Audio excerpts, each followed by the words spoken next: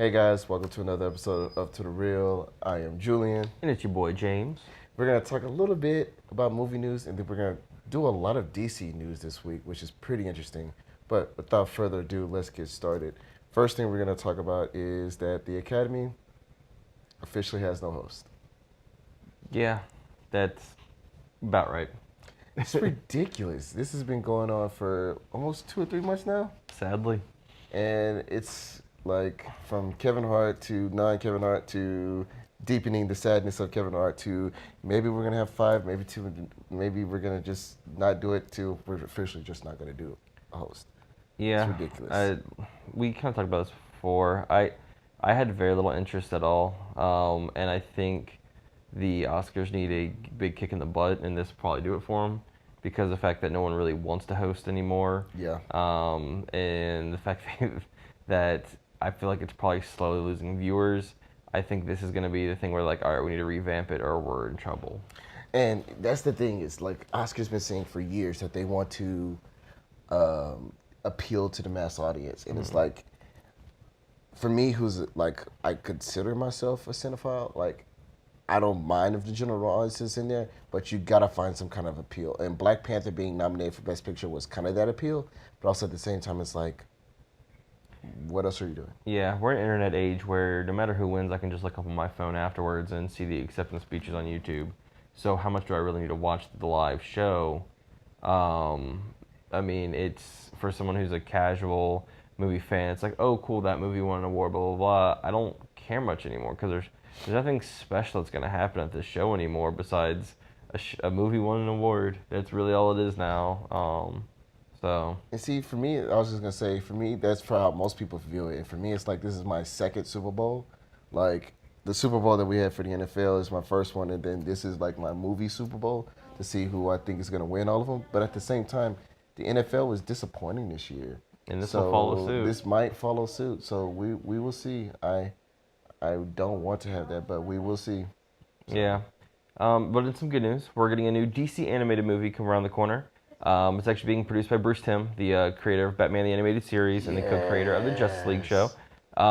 It's bringing back the original voices for the big three. I forgot Superman's name after looking it up. But we're getting Susan Eisenberg as Wonder Woman, and then, of course, Kevin Conroy reprising his role as Batman. It kind of shows the Fatal Five coming from the 30th century, coming back in time to fight some heroes that might have escaped to the past. It looks fantastic. It's cool to see Bruce Timm's style once again after years and years of kind of having it put aside for a different style, and I'm really, really excited for this. I am too. I can't wait. Of course, Kevin Conroy is the best Batman, in my opinion. If you got a problem with it, hit me up in the comments. We will definitely go toe to toe, and you will not win it. But I'm excited. Bruce Timm has did a phenomenal job, especially for DC animation. You got Batman the Animated Series, Batman Beyond, Justice League Unlimited. Like, if you don't know what those shows are, you have been living in a cave for so long. And so having the original voice cast for Superman, Wonder Woman, Batman coming back, and finally showing some very interesting villains, because the Fatal Five hasn't obscure, yeah, Fatal Five hasn't really been in the animated universe almost ever. So it's pretty interesting to see it. So yeah, I'm excited. I'm definitely excited about that. And on that note, we're gonna talk about Batman. Matt Reeves is finally getting into pre-production for the new Batman movie. It's supposed to be releasing in 2021. Yeah, something like that. Basically, the early script synopsis is this is Batman's most personal tale in his early days as the Caped Crusader. They don't know who the villain is, but everybody's leaning towards Hush, who is Batman's one of his closest friends, turns to a villain. If you don't know who Hush is, I would definitely go look into the comics. He's pretty cool. He's a very interesting villain. With that being said, Ben Affleck will not reprise his role as Batman in this one because he's younger. So with that being said, on the short list, there's Jake Gyllenhaal, Armie Hammer, Scott Eastwood, I forgot another kid, and for sure, David from Gotham. So, excluding that short list, what do you think of it, and what are your... Yeah, so Batman at this point has been done 1,000 times. I was much more interested in the older Batman concept than the younger Batman concept. Just because I think Batman being young and just beating people up is something we've seen 1,000 times. I would like to Especially with see, Tim Burton. yeah, and like that's one of the things that makes Dark Knight Returns so special. Is like Batman's kind of old and raggedy, and he's still trying to be Batman. It's pretty cool because it's like, can he still do it? Yep. Now we're just gonna get generic brunette white dude as Batman, and it's going to be it's gonna be Batman. Like it's probably not gonna be awful, but it's nothing new. Yeah, it's nothing Um, that we have seen. I mean, having Hush in there is cool because it sounds like it's gonna be more of an intellectual fight than an actual physical fight. Yeah, I mean, I'll watch it. Jake Gyllenhaal is kind of the weirdest one for me, just because he is now Mysterio in Spider-Man, and then even Armie Hammer was originally concepted to be the new Green Lantern. Yep. As Hal Jordan, but I don't know. I mean, we'll kind of see as this goes on, but Yeah, we'll see how it goes. And with that, before we go into the next movie segment, side note, we're gonna talk about what could have been for the DCEU prelude. There's a podcast that came out last week that I'm gonna discuss with James.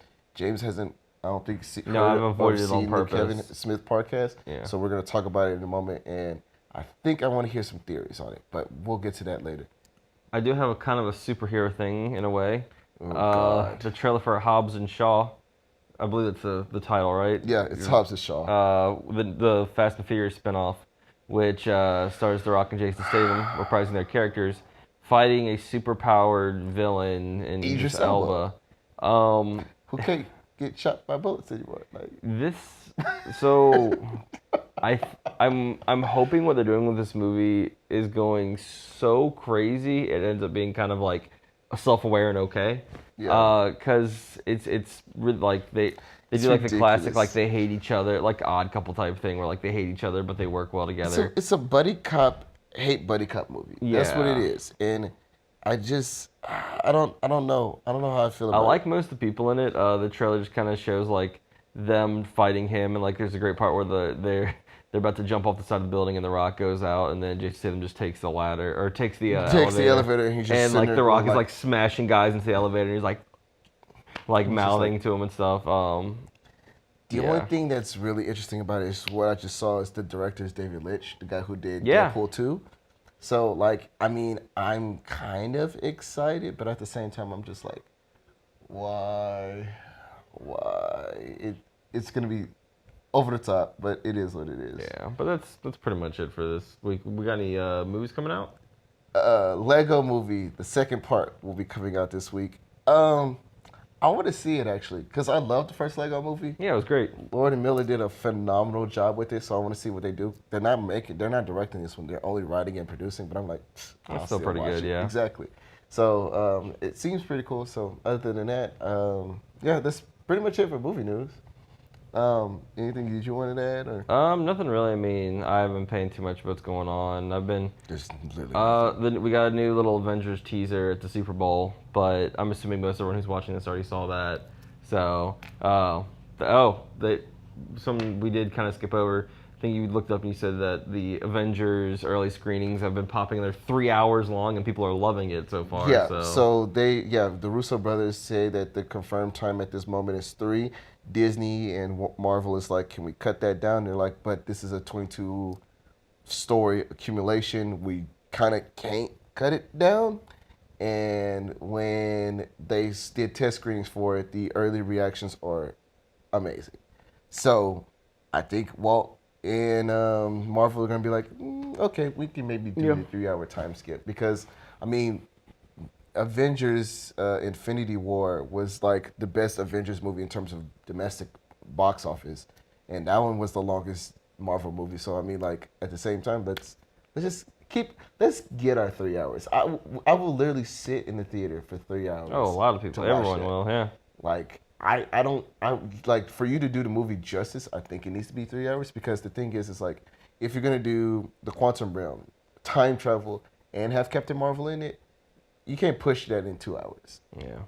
I mean, you saw what happened with Watchmen when they first came out, and that's why there's an ultimate Zack Snyder cut that's an hour and a half, almost an hour longer. Like, just give us the movie, give us the cut. I'm okay with it. But from other than that, that's nothing yet. Like I said, go see Lego Movie, the second part. And if you're in Austin, New York, or LA, go to the Alita Experience. That's what I'll be doing sometime this week. And I'll just do photos and recaps Yeah. next week so you can see what it looks like.